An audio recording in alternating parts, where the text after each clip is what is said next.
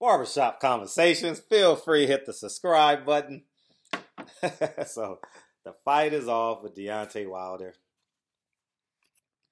and Anthony Joshua. And it's not, I mean, it's nothing I didn't know prior to this. I told you guys it would have to be the second fight.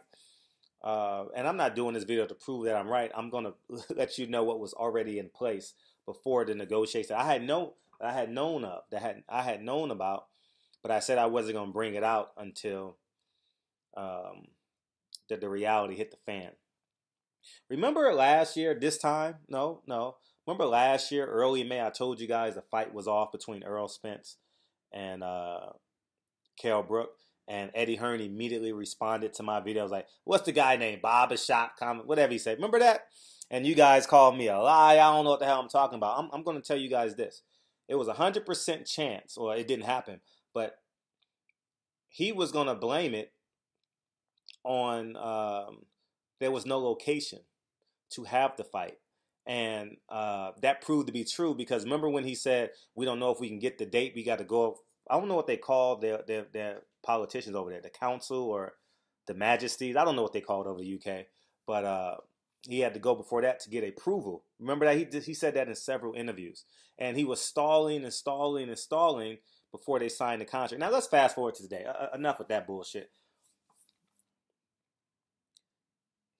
Eddie Hearn secretly had already made a deal with Povetkin's team. And you guys can be mad, you guys can be angry. Eddie Hearn had already made a deal with Povetkin's team. So there was nothing that Deontay Wilder could have done to push Anthony Joshua over the edge. You understand what I'm saying? So at the end of the day, Eddie Hearn is a crook, is a liar, is a used car salesman, and he shouldn't be welcome in America in terms of our money. He's more than welcome to come and visit and do his thing, but in terms of us supporting him, no. He might get about 10 videos. He might get a baker's dozen out of me over the next month. You know what I mean? So he's not to be trusted. If you make a deal with Eddie Hearn, make sure you have upfront money. Eddie Hearn does not have the money to substantiate any type of fight. I don't care what you say or how you say it. He doesn't have the finances to put on a fight. Everything is leveraged to Anthony Joshua. DAZN is leveraged to Anthony Joshua. You understand what I'm saying? Because if that wasn't the case, he would have took the $50 million. Now, Eddie Hearn, I don't know what the percentage is on their contract between Eddie Hearn and Anthony Joshua. I have no idea. But I know he gets a cut. I don't know if he's the promoter. And, you know, sometimes they can lie about the promotion fees. Sometimes they can lie about the cost of the hotels. You got to get 20 rooms. They put extras on the tickets. You guys, there's so many different ways to legally rob the fighter and the fighter not know. You know, you had to buy a car, you upfronted him the money, and you had to pay interest and whatever. I mean, there's so many different ways to rob a fighter. But when a fighter is making $20 million, what's $3 million, right? Or $4 million to a guy who's making $20 million. So they just give up the $4 million. In actuality, what is that? 20% of the purse, $4 million. And that's what Eddie Hearn typically does. You understand what I'm saying? He gets a lot of his stuff on promises. He doesn't put up a lot of money. And if you don't believe me, look at the DAZN app. He put up no money. He gave his word that he can potentially do something. Eddie Hearn doesn't put up the money for. He has investors behind him putting up the money for Anthony Joshua's career, for Anthony Joshua, the site fees, to pay the opponents. And if you don't believe me, here's a genius to substantiate my claim. His purse bid was only $800,000. So that goes to show you that the money just really isn't there for Eddie Hearn. You understand what I'm saying? Now, maybe not. That could have been a ploy because he knew he was going to pull out of the fight and in turn fight Joseph Parker. You understand what I'm saying? So I truly don't know that. But what I do know, just based off of consistencies, Eddie Hearn doesn't really have the money. You understand? I'm not saying he's not rich. I'm not saying he doesn't have millions of dollars. But when you're putting on the fight with Anthony Joshua with quote unquote 90,000 people, you understand what I'm saying? There's logistics, there's money, there's staff you have to pay, there's people you got to pay to put on. He's not putting up all that money. He has investors behind him, and he's the face man. And his job is to protect his investors and, more importantly, protect him. Anthony Joshua is like the Anthony Joshua. I'm trying to equate this to somebody.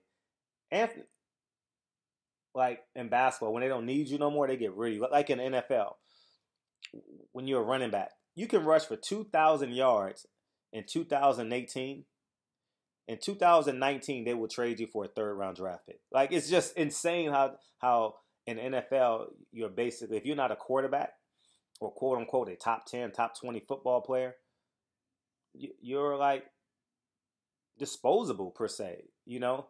Look at Randy Moss. Randy Moss left, I don't know if he left Minnesota, then went to New England and had the greatest season of one of the greatest seasons of his career. I don't know if it was his greatest season of his career with Tom Brady. And they traded him for like a 6th-round draft pick or something ridiculous. And he ended up having the best years of his career. So go figure. You know what I mean? At the end of the day, that's who Anthony Joshua is to Eddie Hearn. He's a great piece on the chessboard. I don't know which piece you want to give him, the king, the queen. I have no idea. But at the end of the day, we know what the hell is going on now. And I never expected this fight to happen. I was riding the wave. And that's why with the Deontay Wilder interview, I'd never really pressed that question because I've known for a long time. If you go back and do my videos, I told you guys that fight can't. I said my exact words, the fight can't happen next. It can't happen next. And the reason why it can't happen next is because Povetkin's team had already made a deal with Eddie Hearn. And that's it. Those are my exact words. It can't happen next. I said it would have to be the second fight. Now, I don't know what happens after the Povetkin fight. I have no idea. I literally have no idea what happens next. But all I know is I know it had to be at least the second fight. It couldn't have been the next fight. And maybe I should have said something sooner. Maybe it would have helped Deontay Wilder's case. I don't know.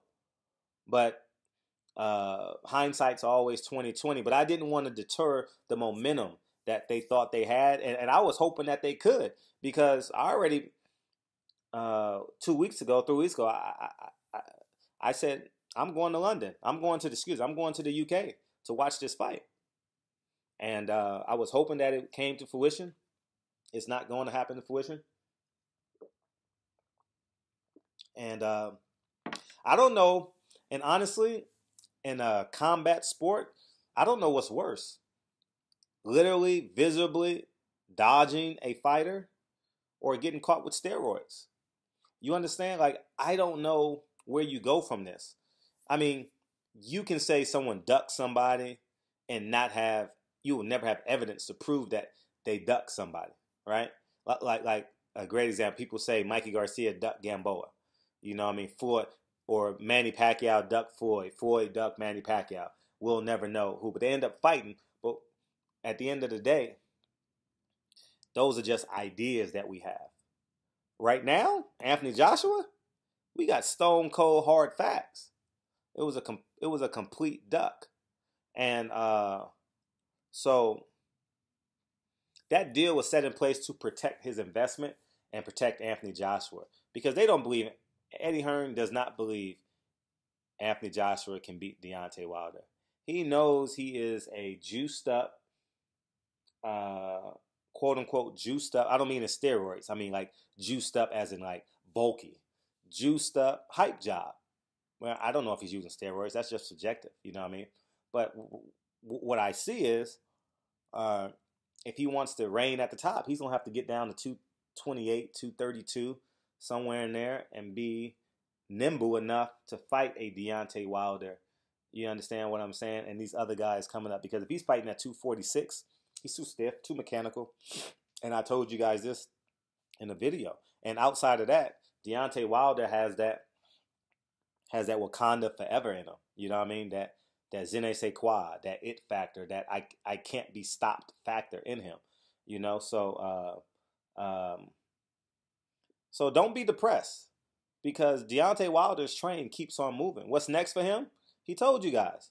You know, he alluded to Now, in my video, he said it may not be either of the two. When I said Jarrell Miller, Dominic Brazil, he said it may not be two. I was thinking Tyson Fury when he said that. And I didn't want to put him on the spot and say Tyson Fury because he led me. He led me to that answer. So I just left it alone. So I was thinking in my head, if it's not those two fighters, I think it may be Tyson Fury. I have no idea.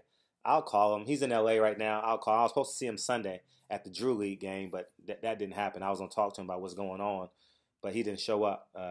So moving forward, we just got to sit back and see and let it play out. But Deontay Wilder, name cachet, it's global now. Does he go fight Dominic Brazil or Jarrell Miller? Honestly, truth be told, I fight Jarrell Miller. You know, not because I don't like Dominic Brazil, just because he's a little bit more trendy than Dominic Brazil. You understand what I'm saying? He's fighting Pulev. I stand corrected. He's fighting Pulev. So Dominic Brazil is a guy. Tyson Fury is a guy. He's fighting August 4th, I believe, somewhere in there. So maybe they can do something in October. You know, I have no idea. We got to sit back and see. But it's just exciting. It's literally exciting to be a Deontay Wilder fan right now. So don't fret. Don't panic. He's in a good state. Don't be mad. I mean, you have the right. You have the right to be mad. I'm not saying don't be mad, but at the end of the day, Deontay Wilder is the winner in all of this. All right, he's proven himself to be a people's champion. I haven't finished watching the interview with 78. I got through like 25, 26 minutes of it, but he called 78. And here's the beautiful thing about what's going on with media now. Think about this. Put this in perspective. Use me as an example. I have the ability to get a hold of the Porters, right? 78 has the ability to get a hold of Deontay Wilder. Black Fight Fan has the ability to get a hold of Earl Spence Camp, get a hold of Bomac. So we're in the right. I would think Ego probably can get a hold of Andre Ward. So you guys see what I'm saying? Dante can probably get a hold of anyone in Las Vegas per se. So you see where this media thing is going? It's headed in the right. We're trending. So don't fret. Stay calm. Be angry. You have the right to be angry. You can go hit the heavy bag for a couple of rounds. You know what I mean? Fuck Anthony Joshua. Fuck Eddie Hearn. You have the right to say all of that and do all that. But at the end of the day, Eddie Hearn had already made a deal with Povetkin's team. And that's where it's going down. So barbershop conversations, man. I got to answer this phone call, and I'll talk to you guys real soon. Peace.